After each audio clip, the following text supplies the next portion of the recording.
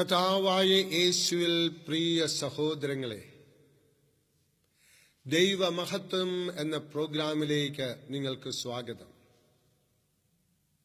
അവൻ അവരോട് പറഞ്ഞു, എന്റെ പ്രാർത്ഥനാലയം എന്ന് വിളിക്കപ്പെടും എന്നെഴുതപ്പെട്ടിരിക്കുന്നു. നിങ്ങളോ അത് കവർച്ചക്കാരുടെ ഗുഹയാക്കുന്നു. ദേവാലയം പ്രാർത്ഥനയ്ക്കുള്ള സ്ഥലമാണ്. മറ്റേതെങ്കിലും കാര്യത്തിനായി അത് ഉപയോഗപ്പെടുത്തിയാൽ നാശമായിരിക്കും ഫലം.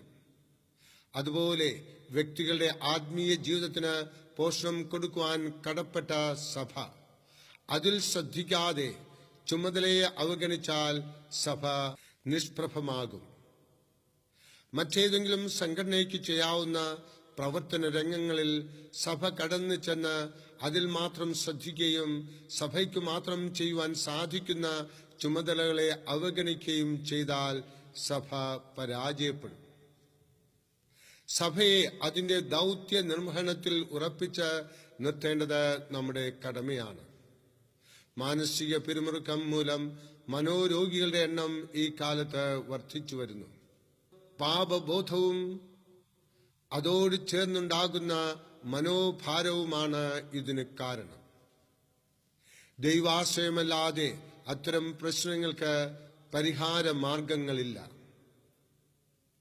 വ്യക്തികളുടെ ആത്മീയവും മാനസികവുമായ പ്രശ്നങ്ങൾക്ക് പരിഹാരം കാട്ടിക്കൊടുത്ത് ദൈവ ചൈതന്യമുള്ള വ്യക്തികളെ ലോകത്തിന് പ്രദാനം ചെയ്യുന്നതാണ് സഭയുടെ പ്രധാന ചുമതല.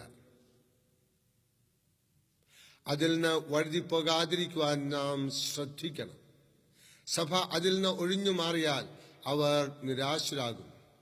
ആത്മീയമായും മാനസികവുമായും തകരുന്ന വ്യക്തികൾ പോംവഴി കാണുവാൻ സഭയിൽ ആശ്രയിച്ചു വരുമ്പോൾ അവരെ നിസ്സാരരാക്കി അവഗണിക്കരുത്. ജെറുസലം ദേവാലയത്തെ നോക്കി പറഞ്ഞ ഉദ്ധൃതവാക്യം ഇന്നത്തെ സഭയോടും പറയുന്ന സനാതന പ്രമാണമാണ്.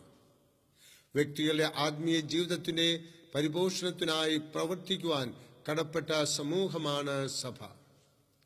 ആ ചുമതല അവഗണിച്ചാൽ വേറൊരു മാർഗവുമില്ല. സഭയെ ശരിയായ പാതയിൽ തന്നെ നിലനിർത്തുവാൻ നമ്മുടെ കഴിവുകളെ ഉപയോഗിക്കാം.